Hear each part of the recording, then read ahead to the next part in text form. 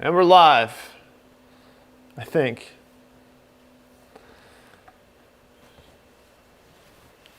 Please use a keyframe frequency. I can hear you. Is it good? Too loud? Too low? Cool. All right, welcome everyone. We are going to be making watermelon shaved ice.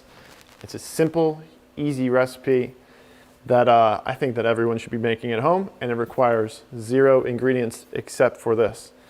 So let me clear things off. I have a little bit of the control operator camera person while doing this, so this is my first time doing this way. Let's move some stuff off. I got some cool angles for us to look at. We're gonna start off by cutting this watermelon. This watermelon is very tiny. It was probably more expensive than it needed to be, but it's seedless. It's very sweet. It is just perfect for this situation. If you have a watermelon with seeds in it, there's a way to get them out without having to stress about it. And I'm trying to figure out what the actual answer is. It might just be like flicking them off with your knife, which is fine. But you want to make sure that you take off the outside first. This watermelon looks green on the inside as well, like here on the rind.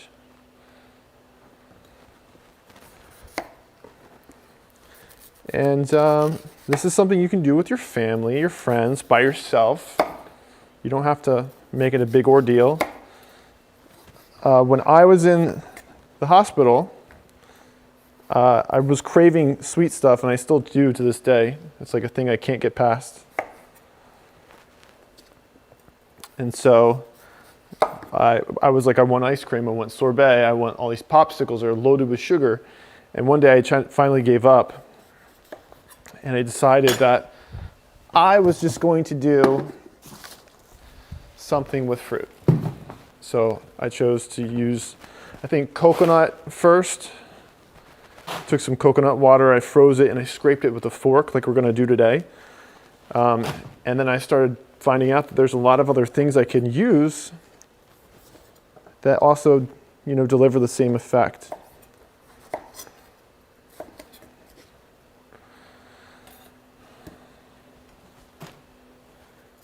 Now I'm just making sure I get all of the white off as much as possible, because it tends to not have as much flavor. It's more watery, if anything else. It's not bad for you, it's just we're not getting that pure watermelon flavor there.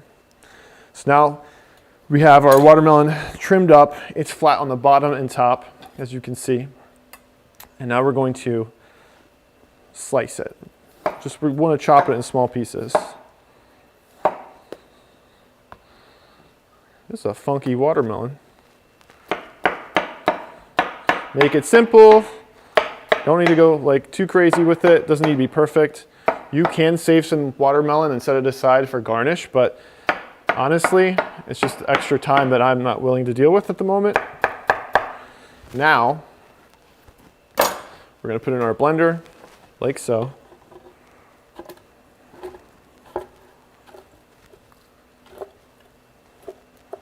I found a seed. And we're just gonna blend it up real quick.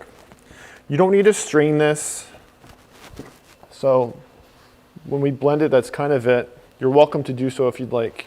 Let me move this camera over here real quick.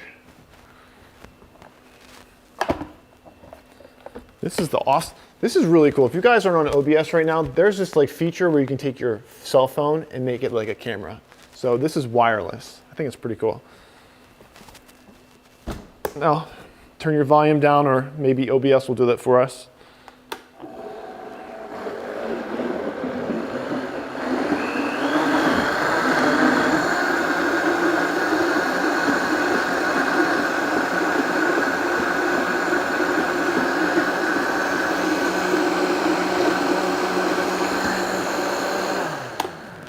That's it. Nothing crazy. So what's going to happen, it's going to turn into this just really nice liquid.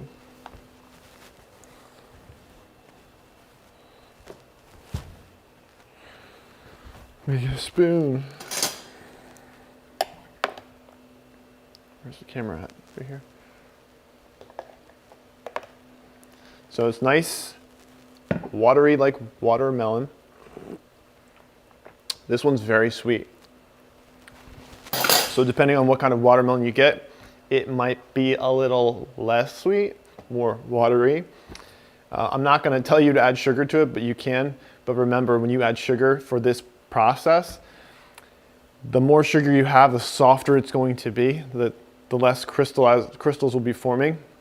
So when you go put it in this machine that I'm going to show you, it's going to start like getting stuck and like spinning in the ice versus clinging onto it and spinning that ice.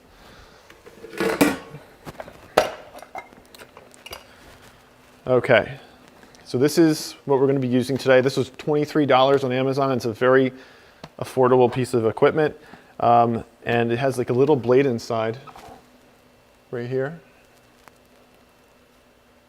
That's going to be cutting the ice up. I guess we need to show you what to do with this liquid first, huh? So this machine comes with these cups, and they're designed to fit directly in here. So when you take your liquid, you're going to put it in here and fill it up just to where it hits like this kind of meniscus, right before the meniscus. And you'll freeze them until they're solid. I think in the recipe it says 1 to 2 hours. It may take longer depending on your freezer, but it fits right in. And if you don't have these or you want to make a lot of them, you can take all of those like deli containers you get for takeout food, save those, and fill them up. And you can freeze them like this, and you can freeze them in advance. I just would make sure that when you do freeze them, don't let them sit too long because the sugar will start like separating from the ice in the freezer too. So this is one we had frozen prior. So it's like this. Now, the best way to get it out is to just kind of rub it in your hands, or you can take a really quick dunk into like some hot water to loosen it up, and then turn it upside down and put it on there, right? All right. Now we want to take these teeth, you can see here, these super sharp teeth, and we're going to just get them on there as tightly and snug as possible. Be careful, this thing is like a loaded, it's such a very strong spring, and it will come back at you.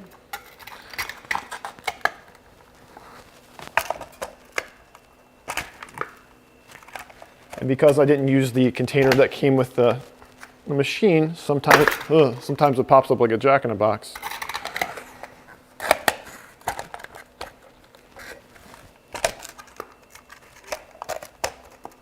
That's how this stuff happens.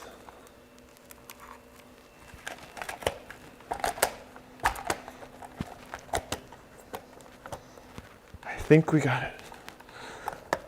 I think we got it. Okay, we're good. Whew. All right. So now we are going to take, because this is going to get a little messy, I would suggest putting this on a tray, just so in case you have like an exuberant amount of this watermelon just coming out, you have a place for it to kind of fall out to, because it will get sticky. And it's also important to have a container that you're shaving it in ready and nice and cold too. Ready? Let's see here. Just flip this around real quick. There we go. So all you have to do is, now that it's locked in, is just turn it around. Super simple.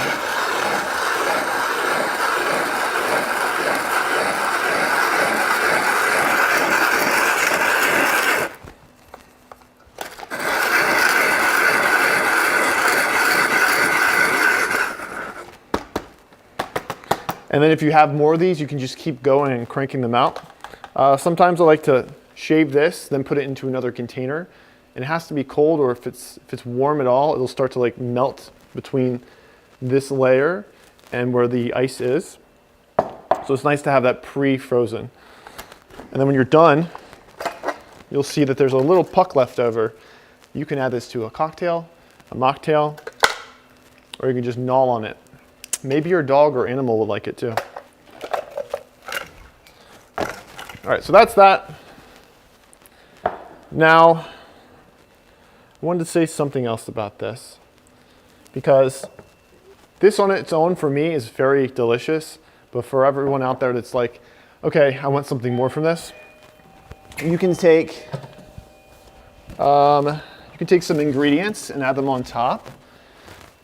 Like I have some coconut yogurt here, some mints, and some mango. So this is something that at least I can tolerate, and I think a lot of other people can eat as well. And what I would do is I would take, it's kind of like a vegan gelati. It's because you have like your shaved ice, like your water ice, with a little bit of like ice cream. Instead of ice cream, we're using this really nice coconut yogurt from Coco June. And because this is a little strong as far as flavor with the probiotics in it, I'll just put like a little smear in my bowl. So that way it's not like too aggressive, but it's a nice surprise underneath. Then I'm gonna add some mango in the bottom.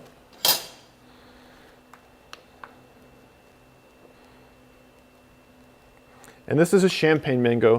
These tend to be pretty custardy too. Like the flavor of them, it's not like your traditional mango that you'll see at the grocery store. It's very round. I forget the name of them.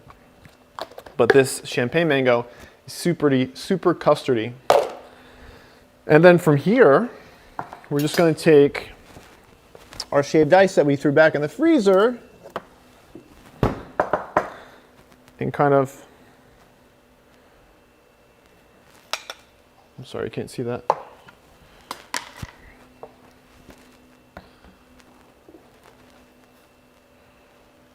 And just kind of put it on top. So when somebody chomps into this, they can see, you know, there's some yogurt on the side, and you can put it offset so that they're not like super surprised when they bite into it. And if you want to, you can add some more mango on top, just so that nobody's like super thrown off. They're like, oh, this has got mango too.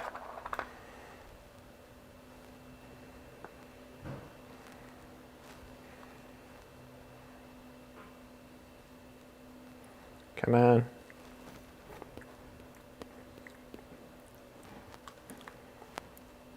Right?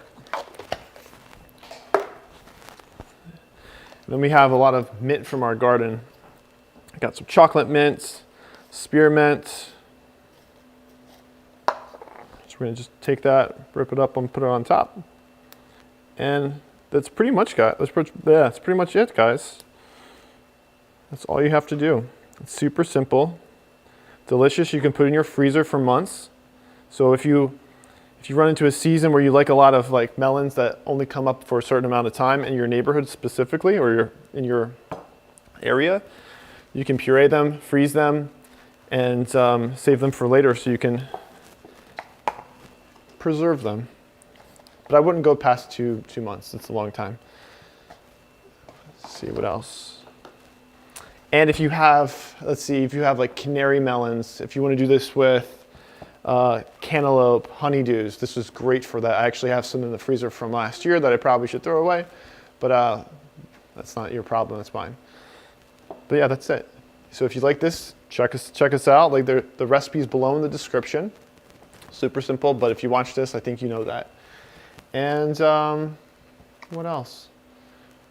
Next week, we're going to be making sprouted roasted almond butter. So we're going to do this whole thing over again, but with that ingredient. For for those who want to make that. So thank you for tuning in. Thank you for coming. If you have questions, you can drop them in the chat, and I'll see you guys next time.